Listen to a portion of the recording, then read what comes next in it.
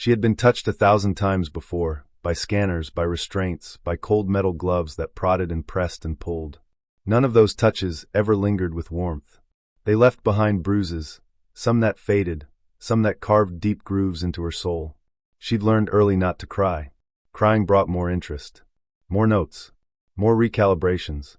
It was better to stay quiet, still, compliant. They wanted her functional, not emotional. But no one told her how to erase the fear from her body. So she flinched, even when no one was near. She flinched at shadows, at footsteps, at the hiss of a door opening. It was how she survived. The facility she came from never taught names, only serial numbers, and hers had long since been scrubbed from the roster when she was offloaded to a repurposed cargo hub on a desolate outpost near the fringe. She was to be discarded.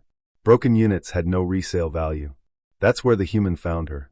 He wasn't a soldier, or a buyer, or a scientist. Just a systems technician doing a double-check sweep on decommissioned storage crates. When he pried open the side hatch, she was inside, folded like spare equipment, limbs bound with fiber wrap, eyes dull with starvation and defeat. She didn't speak when he knelt beside her. She didn't react when he shone a light into her face. But when his hand reached gently toward her shoulder, just to check for a pulse, she recoiled. Her entire body jerked violently away, even in its weakened state. Her chest heaved.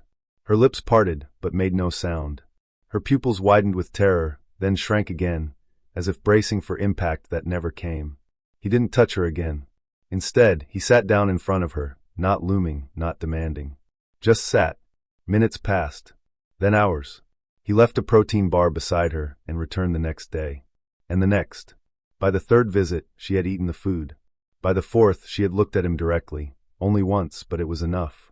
Her features were beautiful, even under the grime and bruising, delicate bone structure, soft lips, smooth pearl gray skin with faint traces of bioluminescent patterns barely visible beneath the surface.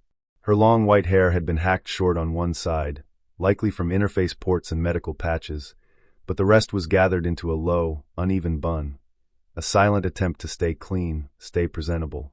She looked young, 20 maybe in human terms, slender but curvy in a way that revealed she had once been well-fed and strong before captivity stole it from her. He brought her to his ship without fanfare. No chains. No reports. No files logged. He wrapped her in a soft thermal blanket and carried her aboard like a person, not cargo. The first time he set her down on a real bed, she didn't lie back. She sat upright on the edge, trembling, eyes wide and unfocused. He offered her a simple set of clothes, a soft long-sleeved tunic and warm leggings, and then turned around to give her privacy, though she never asked. When he looked again, she had changed. She sat on the bed, legs tucked beneath her, the oversized sleeves covering her hands. She watched him like he was an equation she couldn't solve. When he moved, she flinched again, even if all he did was place a mug of warm broth on the nightstand. Her body was trapped in memory, expecting pain every time another came near. But he never touched her. Not without invitation. Instead, he spoke gently, about the ship, about the stars outside, about quiet things with no urgency. Slowly, her shoulders began to soften. Her posture changed from defensive to uncertain, then, eventually, to curious.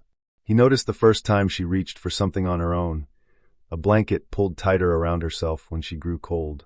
A small act, but one that meant she was beginning to believe in safety. Days passed. She began to move around the ship, always barefoot, always cautious, but she explored. She paused to stare at the reactor core hum, to watch light flicker along the walls. He never followed her. He just stayed nearby, fixing things, humming while he worked, letting her decide the distance. One night, she stood at the edge of the mess hall, quiet, silhouetted by the amber glow of the cabin lights. He was seated at the table, eating slowly, lost in his own thoughts. She took a breath, shallow, shaky, and stepped forward. Her hands were clasped tightly in front of her, sleeves still pulled down over her fingers.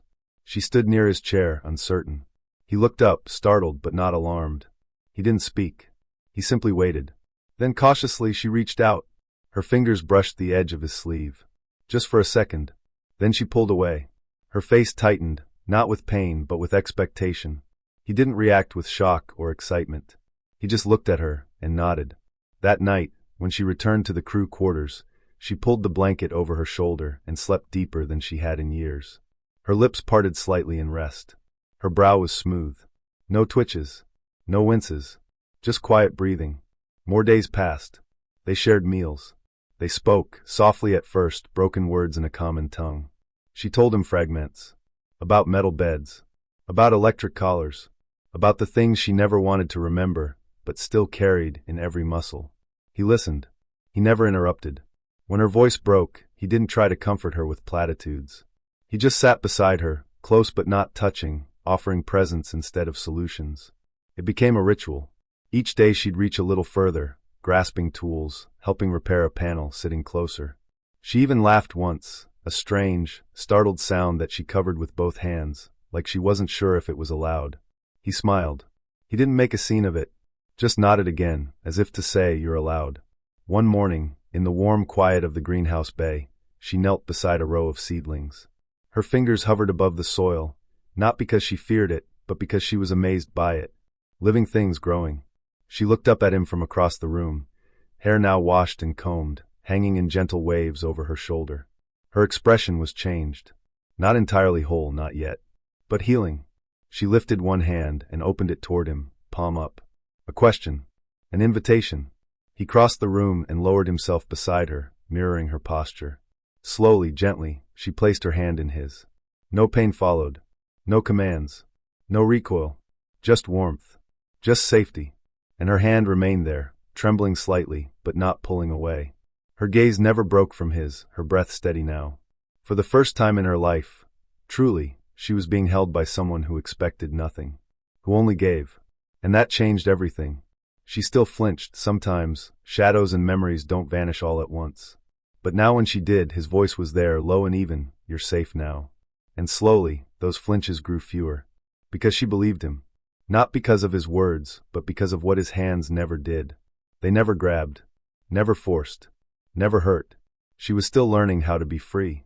But every day she stood a little taller, spoke a little louder, dreamed a little wider. And every time he walked into a room, she no longer flinched. She looked up, and she smiled.